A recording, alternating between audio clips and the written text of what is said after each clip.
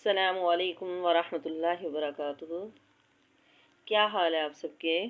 الحمدللہ، اللہ تبارک و تعالی آپ سب کو اپنے حفظ و امان میں رکھے، آمین۔ نحمدہ ونصلی علی رسولہ الکریم، اما بعد فاعوذ باللہ من الشیطان الرجیم، بسم اللہ الرحمن الرحیم۔ رب اشرح لی صدری ویسر لی امری واحلل عقدۃ من لسانی یفقہوا قولی۔ ربی زدنی علما، اللہم زدنا علما، اللہم فقہنا فی الدین، اللہم انا نسألک علما نافعا ورزقا طیبا وعملا متقبلا، آمین۔ سورۃ البقرہ آیت نمبر 37۔ بسم اللہ الرحمن الرحیم۔ فتلقا، پس سیکھ لیے، آدم نے، من ربہ ہی اپنے رب سے، کلمات کچھ کلمات کچھ باتیں، فتاب، واپس اس نے مہربانی کی، علیہ اس پر، انہ بے شک وہ ہوا وہ تواب توبہ قبول کرنے والا ہے، رحیم بڑا مہربان ہے۔ اب آدم علیہ السلام نے اللہ تبارک و تعالیٰ سے کچھ کلمات سیکھ لیے معافی مانگنے کے لیے۔ وہ کون سے کلمات ہیں؟ فرمایا ربنا ظلمنا انفسنا وان لم تغفر لنا وترحمنا لنکونن من الخاسرین، یعنی ان دونوں نے کہا کہ اے ہمارے رب، ہم نے اپنی جانوں پر ظلم کیا ہے، اگر تو ہمیں نہ بخشے گا، ہم پر رحم نہ کرے گا تو یقیناً ہم نقصان والے ہو جائیں گے۔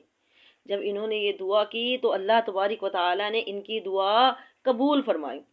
لیکن بعض لوگ ہیں وہ یہاں پر ایک موضوع روایت کا سہارا لیتے ہوئے کہتے ہیں کہ حضرت آدم علیہ السلام نے عرش پر لا الہ الا اللہ محمد رسول اللہ لکھا ہوا دیکھا اور محمد صلی اللہ علیہ وسلم کے وسیلے سے دعا مانگی تو اللہ نے انہیں معاف کر دیا۔ یہ روایت بے سند ہے، بالکل ٹھیک نہیں ہے، یہ روایت بے سند ہے، قرآن کے بھی معارض ہے، اس کے علاوہ اللہ کے بتائے ہوئے طریقے کے بھی خلاف ہے۔ تمام انبیاء نے براہ راست اللہ سے دعائیں کی ہیں، کسی نبی ولی بزرگ کا واسطہ اور وسیلہ نہیں پکڑا۔ تو جب حضرت آدم علیہ السلام نے یہ کلمات کہے تو اللہ تبارک و تعالیٰ نے ان کی دعا توبہ قبول فرمائی، پھر توبہ کی، یعنی توفیق بھی اللہ تعالیٰ نے دی اور پھر توبہ قبول بھی اللہ ہی نے کی، پھر اس پر اجر بھی اللہ تبارک و تعالیٰ عطا کرتے ہیں، اس کی رحمتیں ہی رحمتیں ہیں، اور پھر جو توبہ کرتا ہے اللہ تعالیٰ اس بندے سے خوش بھی ہوتے ہیں۔ بہترین خطا کار وہ ہے جو توبہ کرنے والے ہیں۔ حدیث میں آتا ہے، آپ صلی اللہ علیہ وسلم نے فرمایا جو توبہ کرتا ہے تو اللہ اس کی توبہ قبول کر لیتا ہے۔ جو بھی انسان توبہ کرتا ہے تو اللہ اس کی توبہ کو ضرور قبول کرتا ہے، اور خالص توبہ کے لیے تین چیزیں ضروری ہیں۔ خالص توبہ کے لیے تین چیزیں ضروری ہیں، کون سی؟ ایک تو اپنے گناہ کے نقصان کا احساس ہو، اور دوسری بات اس پر ندامت ہو، شرمندگی ہو، تیسری بات کہ آئندہ نہ کرنے کا وہ پختہ عزم کر لے، پکا ارادہ کر لے کہ آئندہ میں نے یہ گناہ نہیں کرنا ہے، تو اللہ تبارک و تعالیٰ ان کی توبہ قبول کر لیتے۔ فتاب علیہ، تو اس نے اس پر مہربانی کی۔ اس سے معلوم ہوا کہ گناہ کے اثرات لازمی نہیں ہیں کہ لازمی اس گناہ کے نتیجے میں سزا ہی مل کر رہے گی، بلکہ یہ اللہ کے اختیار میں ہے کہ چاہے تو گناہ کی سزا دے اور چاہے تو معاف کر دے۔ لیکن انسان جو ہے توبہ کرے تو گناہ کا اثر ختم کر دیا جاتا ہے۔ ہمیں چاہیے کہ ہم توبہ کرتے رہیں، اللہ تعالیٰ سے توبہ کرتے رہے، اپنے گناہوں پر انسان نادم ہو، شرمندہ ہو، توبہ کرے تو اللہ تبارک و تعالیٰ انہ هو التواب الرحیم، توبہ قبول کرنے والا ہے، بڑا مہربان ہے۔ یعنی اس سے بڑھ کر کیا مہربانی ہوگی کہ اللہ تعالیٰ دعا بھی اللہ تعالیٰ نے خود سکھائی اور پھر قبول بھی اللہ تعالیٰ نے ہی کی، سبحان اللہ۔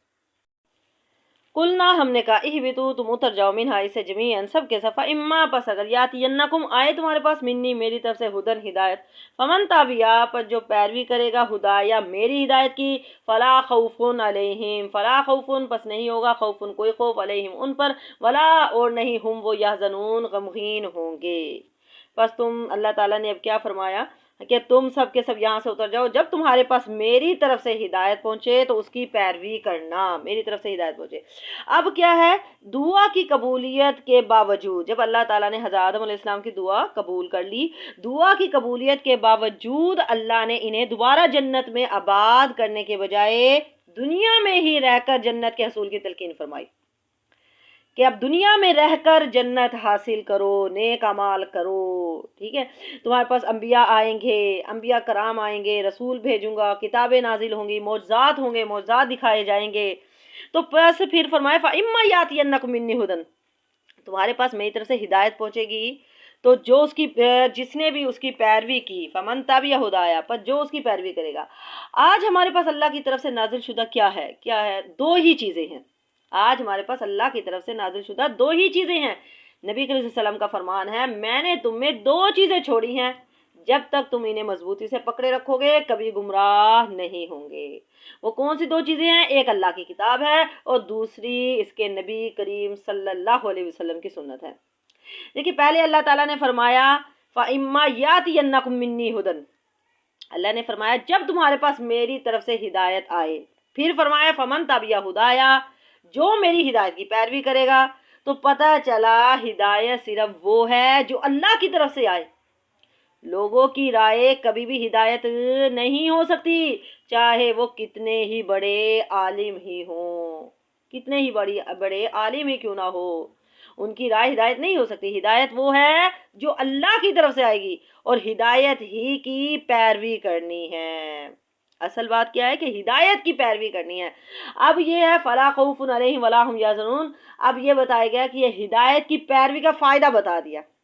جو ہدایت کی پیروی کرے گا تو اس کا فائدہ بتا دیا. کیا فائدہ بتایا؟ فلا خوف علیہم ولا هم یحزنون، کہ ان پر نہ تو کچھ خوف ہوگا اور نہ ہی وہ غمگین ہوں گے. خوف کہتے ہیں آنے والی کسی چیز سے ڈر ہو، اور حزن ہاتھ سے نکل جانے والی کسی چیز پر غم کو کہتے ہیں.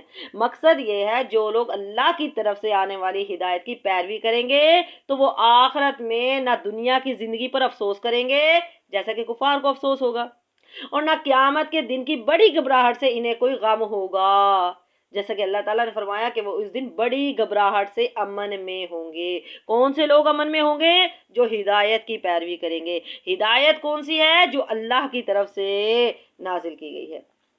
والذین، وہ لوگ، کافروا، جنہوں نے کفر کیا، وکذبوا، اور انہوں نے جھٹلایا، بیااتنا، ہماری آیتوں کو، اولئک، یہی لوگ، اصحاب النار، آگ کے رہنے والے ہیں، ہم، وہ، فیہا، اس میں، خالدون، ہمیشہ رہیں گے.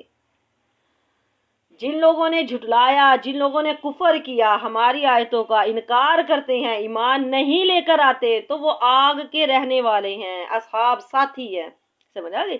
یعنی آگ ان کا ساتھی ہوگی تو وہ آگ میں ہمیشہ رہیں گے، ان سے نکالے نہیں جائیں گے. جیسا کہ حدیث ہے، رسول اللہ صلی اللہ علیہ وسلم نے فرمایا جو اصلی جہنمی ہیں انہیں تو جہنم میں نہ موت آئے گی اور نہ ہی ان کو زندگی ملے گی. اور ہاں، جو نیک ہوں گے، نبی کی سنت کی پیروی کرنے والے ہوں گے، اگر ان سے کوئی گناہ ہوئے ہوں گے تو ان کو ان کے بعض گناہوں کی وجہ سے جہنم میں ڈال دیا جائے گا. لیکن جب وہ جل جائیں گے، جل کر کوئلہ ہو جائیں گے، پھر نبی صلی اللہ علیہ وسلم کی شفاء سے ان کو نکال لیا جائے گا. یعنی وہ ہمیشہ کے لیے جہنم میں نہیں ڈالے جائیں گے. ہمیشہ کے لیے جہنم میں کون جائیں گے؟ کافر لوگ جائیں گے، جنہوں نے کفر کیا، جنہوں نے تکذیب کی، جنہوں نے آیتوں کو جھٹلایا. اور پھر یہ بھی آتا ہے کہ جب جنتی جنت میں چلے جائیں گے اور جہنمی جہنم میں چلے جائیں گے تو ایک فرشتہ پکارے گا، کیا لوگوں، اب کسی کو موت نہیں آئے گی، اب کسی کو موت نہیں آئے گی، موت کو بھی مینڈے کی شکل میں لا کر ذبح کر دیا جائے گا. اب جنتی ہمیشہ جنت میں رہیں گے، جہنمی ہمیشہ جہنم میں رہیں گے. ہمیشہ جو رہیں گے وہ کافر لوگ ہوں گے، لیکن جو نیک لوگ ہوں گے اپنے بعض گناہوں کی وجہ سے جہنم میں ڈالے جائیں گے تو ان کو پھر وہاں سے نکال لیا جائے گا. تو کافر لوگ ہمیشہ وہاں رہیں گے. تو اب وہ جو زندگی ہوگی وہ ہمیشہ کی زندگی، آخرت کی زندگی. جو جنت میں چلا گیا تو وہ بھی وہاں ہمیشہ رہے گا، جو جہنم میں گیا تو ہمیشہ رہے گا. تو ہمیں اس زندگی کے لیے تیاری کرنی ہے. اس زندگی کی تیاری کے لیے قرآن پڑھنا ہے، اس کے مطابق اپنی زندگیوں کو ڈھالنا ہے، قرآن کے مطابق چلنا ہے، اس پر عمل بھی کرنا ہے. یا بنی اسرائیل، اے بنی اسرائیل، اذکروا، یاد کرو، نعمتی، میری نعمت کو، التی، وہ جو، انعمت، میں نے انعام کیا، علیکم، تم پر، واوفوا، اور تم پورا کرو، بیعہدی، میرے وعدے کو، اوفی، میں پورا کروں گا، بیعہدکم، تمہارے وعدے کو، وایایا، اور مجھ سے ہی، فرحبون، پس تم ڈرو. تو فرمایا یا بنی اسرائیل، اے بنی اسرائیل، اذکروا، یاد کرو، نعمتی، میری نعمت کو، اے بنی اسرائیل، بنو اسرائیل. بنو اسرائیل کون تھے؟ اسرائیل کی اولاد، اسرائیل کے بچے. اور اسرائیل کون تھے؟ حضرت یعقوب علیہ السلام کا یہ لقب تھا. ٹھیک ہے نا. انہیں کہا جا رہا ہے یعنی یعقوب کی اولاد، اے آل یعقوب، اے یعقوب کی اولاد، میرے وہ احسان یاد کرو جو میں نے تم پر کیے. اب اللہ تبارک و تعالیٰ ان کو ان کے انعام یاد کروا رہے ہیں. اے بنی اسرائیل میری نعمتوں کو یاد کرو، یعنی کہ اپنی زبان سے اس کا تذکرہ کرو، اپنے دل سے اس کا شکر ادا کرو، اور اپنے عمل کو اس کے مطابق کرو. اللہ کے احسانات کون سے تھے؟ کون سی نعمتیں اللہ تعالیٰ نے دی؟ 12 چشموں کا نکلنا، من سلوا، فرعون سے نجات، بادلوں کا سایہ، انہی میں سے انبیاء اور رسول کو اللہ تعالیٰ نے مبعوث فرمایا. یہ سب ان پر انعامات کیے تھے. تو اب اللہ تعالیٰ فرما رہے ہیں کہ میرے احسانات یاد کرو. اللہ کے احسانات بھی یاد رکھنے چاہیے. اللہ کے احسانات کو یاد رکھنا اللہ کو پسند ہے، اور بندوں کے بھی احسانات کو یاد رکھنا چاہیے. آپ صلی اللہ علیہ وسلم نے فرمایا جو لوگوں کا شکریہ ادا نہیں کرتا وہ اللہ کا بھی شکر ادا نہیں کرتا.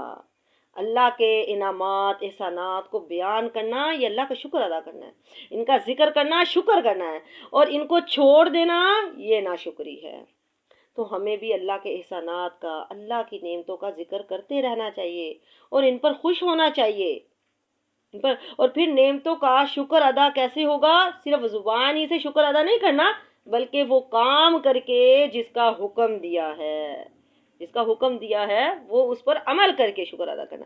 وَأَوْفُوا، اور تم پورا کرو بیعہدی، میرے وعدے کو. اوفی، میں بھی پورا کروں گا بیعہدکم، تمہارے وعدے کو. کیا مطلب ہے؟ اوفو بیعہدی، تم میرے وعدے کو پورا کرو، یعنی جو میں نے تم سے وعدہ لیا ہے. کون سا وعدہ لیا ہے؟ کون سا آیا تھا؟ کہ تم نماز قائم کرو گے، تم زکوٰۃ دو گے، میرے رسولوں پر جن میں محمد صلی اللہ علیہ وسلم بھی شامل ہیں ایمان لاؤ گے، ان کی مدد کرو گے، اور اللہ کو اچھا قرض دو گے، یعنی صدقہ خیرات زکوٰۃ ادا کرو گے. سمجھ آ گئی؟ یعنی جو میں نے تم سے وعدہ لیا ہے کہ جب محمد صلی اللہ علیہ وسلم آئیں گے، آپ صلی اللہ علیہ وسلم پر میری کتاب یعنی قرآن کریم اترے، تو تم اس پر ایمان لانا، اور محمد صلی اللہ علیہ وسلم پر بھی ایمان لے کر آنا. اوفو، تم پورا کرو بیعہدی، میرے اوفی، میں پورا کروں گا بیعہدکم، تمہارے وعدے کو. اب اللہ کا وعدہ کیا ہے؟ اور اللہ کا ان سے وعدہ کیا تھا؟ کہ میں تمہارے ساتھ ہوں گا، تم سے تمہارے گناہ دور کر دوں گا، میں تمہیں جنتوں میں داخل کر دوں گا، میں تمہیں جنت میں داخل کروں گا، اور دنیا میں بھی تمہیں عزت عطا کروں گا. تو جو کوئی بھی اللہ سے کیے گئے وعدے کو پورا کرتا ہے، اس کے احکامات کی حفاظت کرتا ہے، تو اللہ بھی اس کی حفاظت فرماتا ہے. آپ صلی اللہ علیہ وسلم نے فرمایا اللہ کے احکام کی حفاظت کرو، اللہ تمہاری حفاظت کرے گا. تو ہم چاہتے ہیں نا کہ ہر طرح کی مصیبت سے ہماری حفاظت ہو. تو اللہ کی حفاظت جب آتی ہے، اس وقت آتی ہے جب بندہ اللہ کے احکام کی حفاظت کرتا ہے. اللہ کی حفاظت یعنی اس کے احکام کی حفاظت کرو، تو تم اسے اپنے سامنے پاؤ گے، یعنی وہ تمہیں اپنے قریب محسوس ہوگا. اللہ تبارک و تعالیٰ تمہیں اپنے قریب محسوس ہوگا. اور پھر فرمایا یا اور مجھ سے ہی فرحبون، پس تم ڈرو.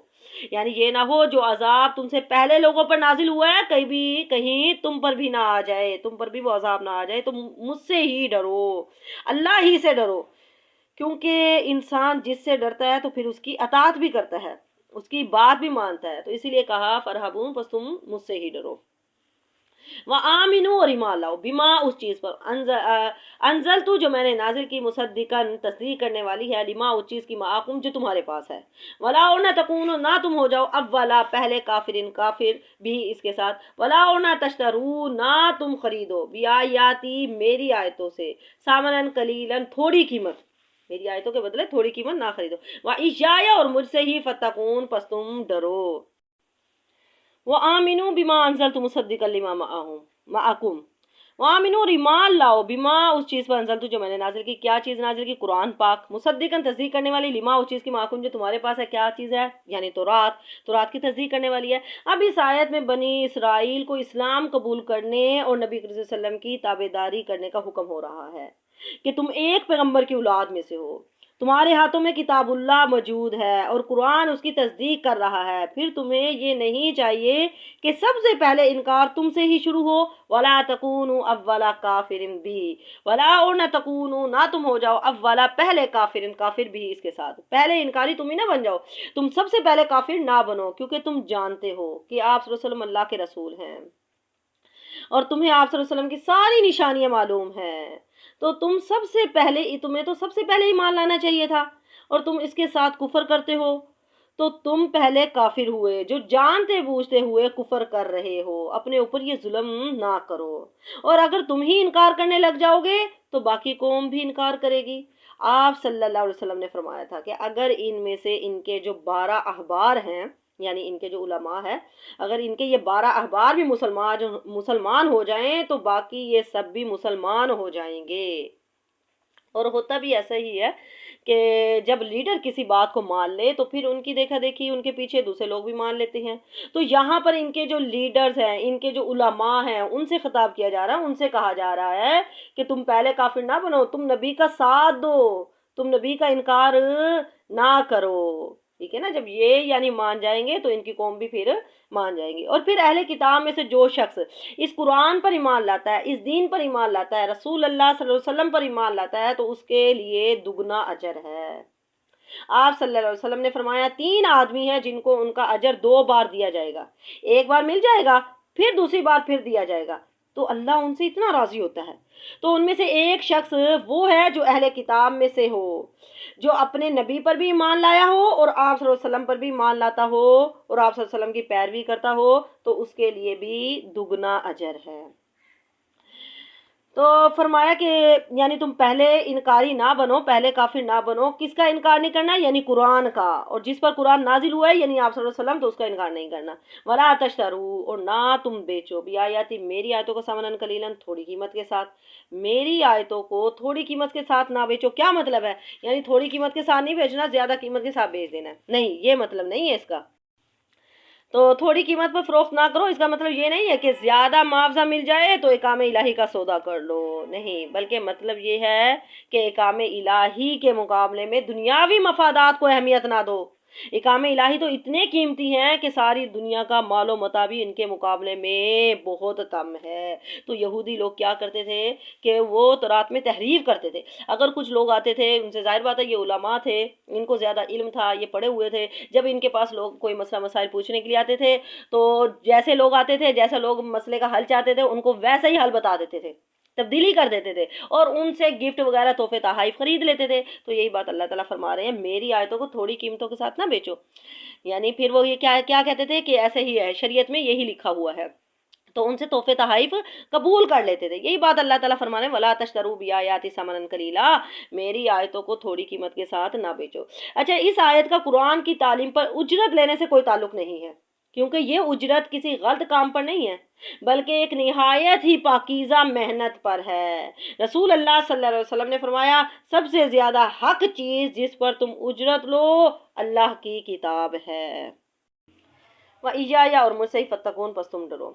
وَلَا، اور نہ تلبسوا، اور نہ تم ملاؤ حق کو بالباطل، باطل کے ساتھ، وَتَكْتُمُوا الْحَقَّ، اور نہ چھپاؤ تم حق کو، وَأَنْتُمْ، اور تم تعلمون، تم جانتے ہو۔ نہ ملاؤ تم حق اور باطل کو، نہ ملاؤ، یہ یہودیوں کی ایک بد خصلت تھی۔ اس پر ان کو تنبیہ دی جا رہی ہے کہ وہ جاننے کے باوجود بھی حق باطل کو جو گڈمڈ کر دیا کرتے تھے، کبھی حق کو چھپا لیا کرتے تھے، کبھی باطل کو ظاہر کر دیا کرتے تھے، تو انہیں ان کاموں کو چھوڑنے کا حکم دیا جا رہا ہے۔ وَلَا تَلْبِسُوا الْحَقَّ بِالْبَاطِلِ، تم حق اور باطل کو آپس میں نہ ملاؤ، وَتَكْتُمُوا الْحَقَّ، اور تم حق کو نہ چھپاؤ، کیونکہ حق چھپانے پر حدیث میں بڑی سخت وعید آئی ہے۔ حق جس کے پاس بھی ہو تو اسے چھپانا نہیں چاہیے، چاہے وہ دنیاوی معاملات میں ہو یا پھر وہ دینی معاملات میں ہو، نہیں چھپانا چاہیے۔ آپ صلی اللہ علیہ وسلم نے فرمایا، جس شخص سے علم کی بات پوچھی جائے اور وہ اسے خواہ مخواہ چھپائے، یعنی دوسرے کو نہ بتائے، تو قیامت والے دن اس کے منہ میں آگ کی لگام دی جائے گی۔ استغفر اللہ۔ وَتَكْتُمُوا الْحَقَّ، اور تم حق کو نہ چھپاؤ، وَتَكْتُمُوا الْحَقَّ، یعنی حق کو نہ چھپاؤ، اور تم حق کو چھپا رہے ہو۔ یہ کتاب حق ہے، نبی صلی اللہ علیہ وسلم حق ہے، جنت جہنم برحق ہے، یہ سب چیزیں برحق ہے۔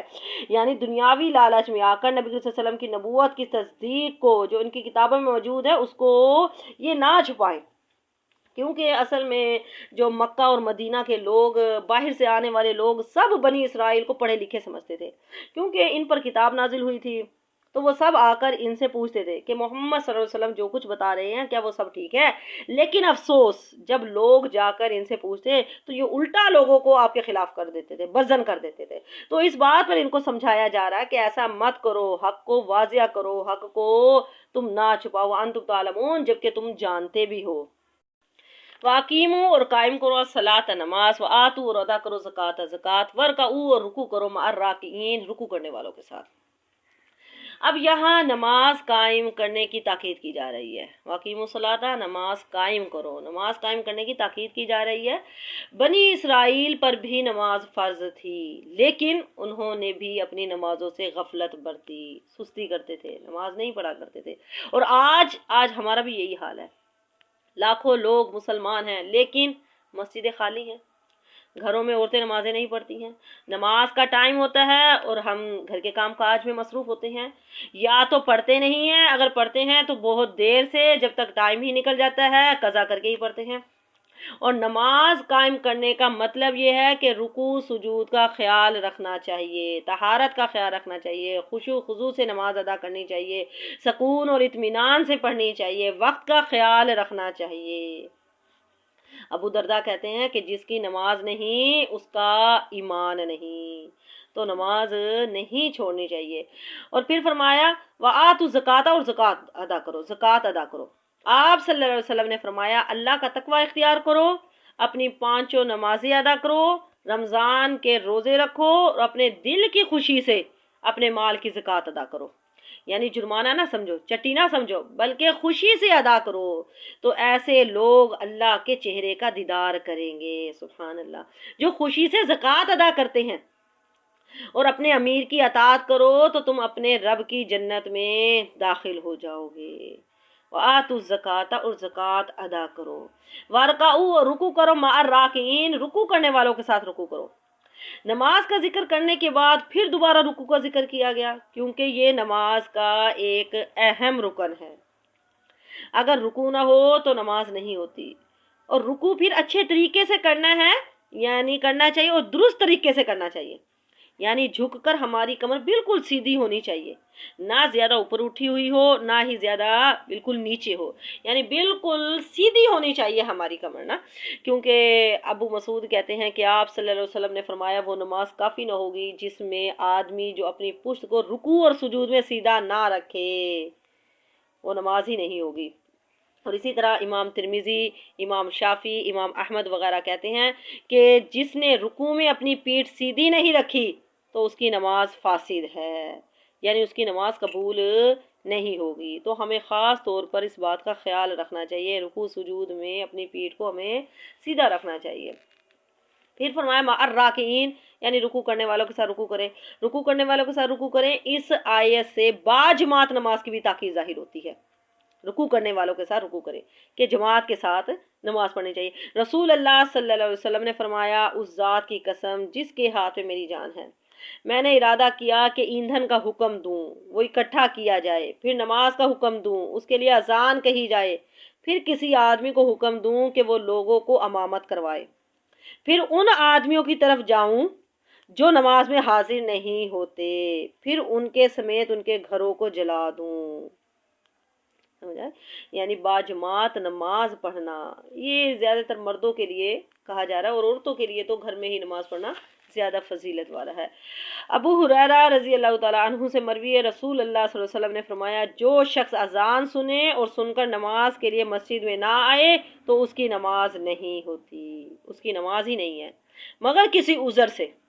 अगर कोई उज़र है, किसी उज़र की वजह से वो मस्जिद नहीं जा सका तो उसने घर में पढ़ लिया तो फिर ठीक है।